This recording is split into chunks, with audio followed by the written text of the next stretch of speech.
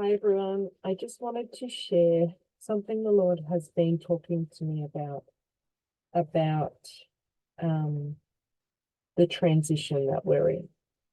So you have to remember that a transition is a point between one and the other place. It's like a bridge. We have a bridge. We're in a bridge moment at the moment. So the old and the new. And there is a transition place. And we are moving from the old ways to the new ways. And the bridge is that transition place. So the thing about a transition place is that there is old and new happening at the same time. And this is what the Lord said to me. He woke me one night and he said to me, move to the new and deal with the old. It's both, not either or. It's not a place of dealing with the old and then moving to the new, or moving to the new and then you can deal with the old. It's happening at exactly the same time because we are in that place of transition. We have to deal with the old and move to the new at the same time. It's that place of moving, dealing, moving, dealing, moving to the new. The reason why it has to be both at the same time is because as we move to the new, the old will come up in us. You will not understand what the new is until you move towards it and it pokes the old stuff that the Holy Spirit is bringing up inside of you. Because the new is not a structure. The new is not a new thing that we're doing.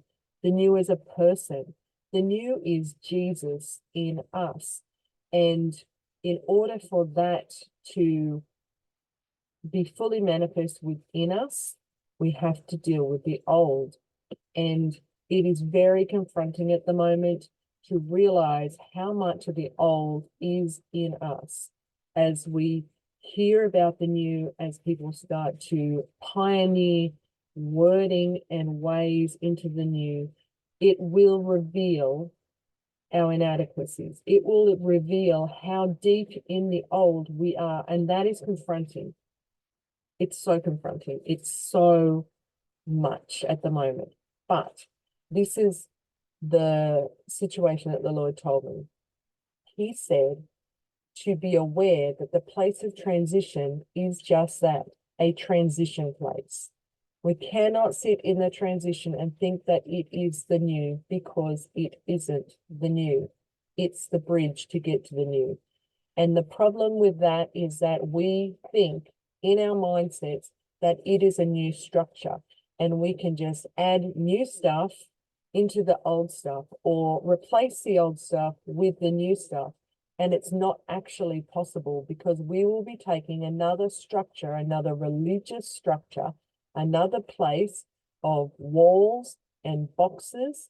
We will be putting another box around what he does. And that is why every revival in the past has ended, because we have put it in a box. We have tried to manufacture it, mass produce it, understand it, contextualize it, all of those things. We cannot make a doctrine or a settling place in the transition to the new. We cannot place doctrines around it. We cannot place a settling place in the transition to the new. It all has to go. And we have to keep moving to this new, which is union with Jesus. It is not about a place. It is not about a thing. It is about a relationship. We're moving to the new through it, but the transition place is not the new. I need to keep reaffirming that. The transition place is not the new. Do not think that the transition place is the new. It's just a transition place. It would be like me giving birth to a baby, and that transition place, that as any woman that is given birth will know, that that transition place it stops. There's a lull. It's like a breather. Do not think that that transition is it, because if we all, as women that were birthing physically, if we all stopped at the transition because we thought we couldn't go on, it's that place where it's like you start to doubt what you are supposed to be doing, whether this is right, whether this is wrong. That transition place is a very, very tricky place. But if we do not keep pushing through the transition, or even being aware when the transition is ending and we are moving into the new, we will not birth this thing. It will not birth in us that place of intimacy.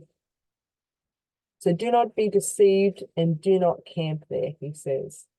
You will cheapen the new wine by making the transition, making it the transition. It's like comparing an aged over time processed wine to a quick cup of coffee.